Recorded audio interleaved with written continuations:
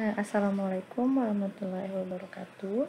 Perkenalkan, nama saya Miranda Akbar. Di sini saya akan mempresentasikan untuk tugas mata kuliah rekayasa dan simulasi sistem logistik, di mana di sini saya akan mendeskripsikan berdasarkan jurnal yang saya amati, lalu kemudian saya urutkan berdasarkan fase 2 redesign logistika sistem.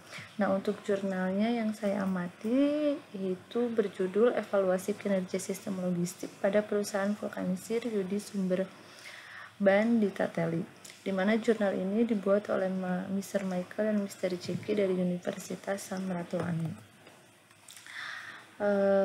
Berdasarkan fase 2 mengenai redesign logistika sistem, di mana di sini saya akan menyampaikan isi dari jurnal yang saya amati mengenai mulai dari assumption and data collection sampai dengan analisisnya.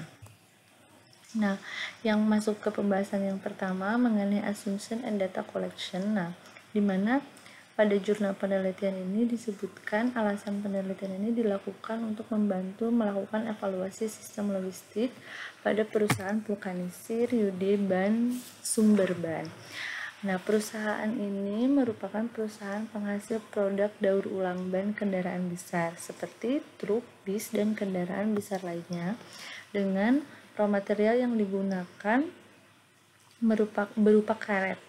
Nah, penelitian ini akan berfokus pada proses transportasinya, sehingga nantinya perusahaan apabila transportasinya sudah diperbaiki bisa lebih efektif dan efisien, kemudian mendapatkan keuntungan yang lebih besar dari sebelumnya.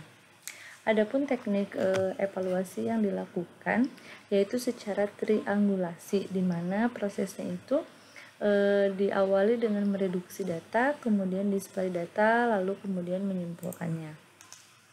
Nah, kemudian pembahasan yang kedua dari jurnal yang saya kutip mengenai define and review asumsi. Penelitian ini dilakukan pada perusahaan vulkanisir Yudi Sumberban daerah Tateli, di mana perusahaan ini sebelumnya atau selama ini tidak pernah memperhatikan sistem logistik yang diterapkan itu apakah sudah baik atau belum, karena selama ini perusahaan hanya berfokus pada hasil margin penjualan, sehingga seringkali kinerja perusahaan ini tidak berjalan secara optimal, khususnya pada sistem transportasi, di mana sering terjadi keterlambatan pengiriman bahan baku dari supplier ke workshop. Hal ini diakibatkan karena informasi dari jurnal tersebut mengatakan bahwa jarak tempuh yang cukup jauh dari supplier ke tempat produksi. Kemudian sistem pengiriman menggunakan transportasi berupa kapal. Nah, lanjut yang pembahasan ketiga untuk validasi data. Pada perusahaan vulkanisir Yudi Sumberban ini, pengumpulan data dilakukan secara kualitatif, di mana di dalamnya mendeskripsikan keadaan yang sedang terjadi di dalam perusahaan secara aktual. Nah, kegiatan pengumpulan data yang dilakukan oleh peneliti yang pertama adalah melakukan wawancara, di mana wawancara ini dilakukan pada pihak-pihak yang terkait seperti bagian gudang dan logistik. Kemudian yang kedua, proses pengumpulan data dilakukan dengan cara mengamati struktur lokasi fasilitas. Nah, fasilitas pabrik Sumberban ini berada di Tateli, sedangkan raw material yang dibutuhkan itu disuplai dari daerah Surabaya dan Semarang yang harus melalui pelabuhan Bitung. Kemudian pengumpulan data berikutnya dengan cara mengamati sistem transportasi berdasarkan sudut pandang logistik. Nah, di sini penulis melakukan pengamatan sistem transportasi, mengamati berdasarkan dari sisi biaya, dari sisi kecepatan, dan dari sisi konsistensiannya. Nah, kemudian sebagai catatan juga untuk proses pemesanan raw material itu dilakukan oleh perusahaan UD Sumberban ini per 2 bulan sekali. Nah, kemudian pengumpulan data yang selanjutnya dilakukan dengan cara mengamati proses pengadaan persediaan. Nah, setelah diamati oleh penulis, ternyata sering terjadinya kekurangan persediaan di perusahaan. Persediaan ini yang dimaksudkan adalah persediaan raw material. Kenapa sering terjadi kekurangan persediaan? Ternyata setelah ditelusuri dan setelah diamati itu terjadi karena diakibatkan oleh sistem transportasinya yang belum efektif, sehingga karena transportasinya belum efektif mengakibatkan terjadinya keterlambatan kedatangan raw material ke workshop, sehingga persediaan mulai menipis dan proses produksi mulai berjalannya tidak baik atau mengalami stop plan. Kemudian pengumpulan data yang selanjutnya yaitu mengamati proses komunikasi secara internal dan eksternal.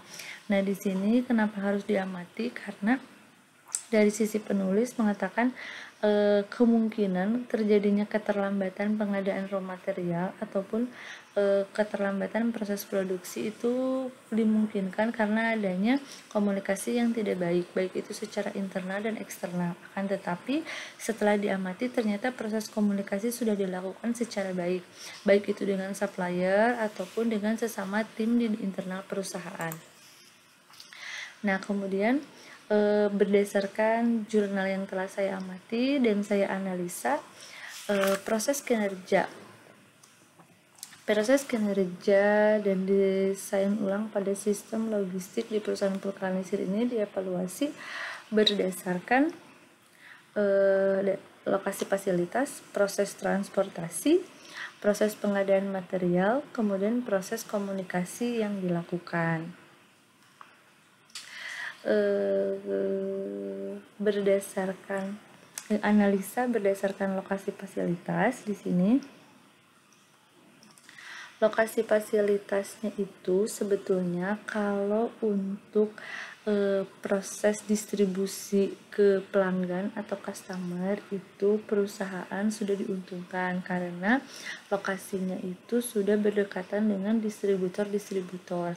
Akan tetapi yang jadi masalah di sini adalah lokasi fasilitas karena jauhnya antara lokasi dari supplier ke gudang perusahaan UD Sumberban ini.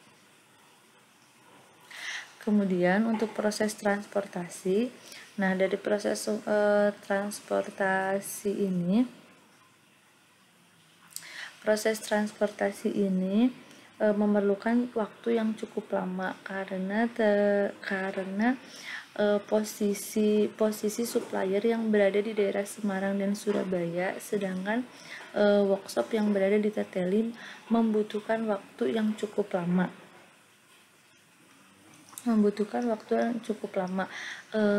Kemudian bisa saja muncul kendala-kendala penghambat dalam proses pengiriman raw material sampai ke gudang itu dari supplier, seperti dari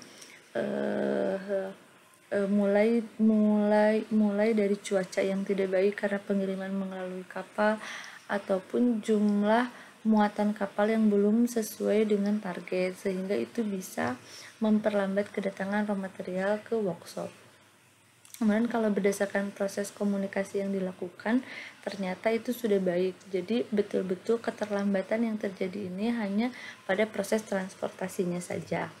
Nah, sehingga berdasarkan dari analisis masalah yang muncul tersebut, saya menyarankan untuk dicoba menggunakan metode milk run delivery, di mana milk run delivery ini memiliki kelebihan nantinya bisa menurunkan persediaan bahan baku, memperpendek jarak tempuh rute perjalanan, meningkatkan efisiensi muatan kendaraan, mengurangi jumlah kendaraan yang digunakan, penjadwalan yang lebih efektif dan efisien, mengurangi biaya transportasi, kemudian yang terakhir mengurangi resiko cacat pada bahan baku saat proses kirim.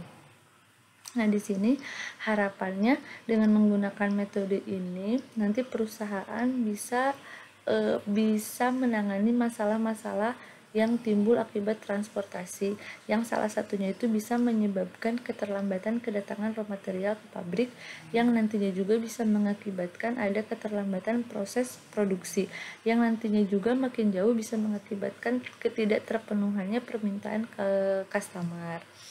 Nah, mungkin dari saya presentasinya dicukupkan sekian dan terima kasih. Mudah-mudahan bisa dipahami oleh teman-teman dengan baik.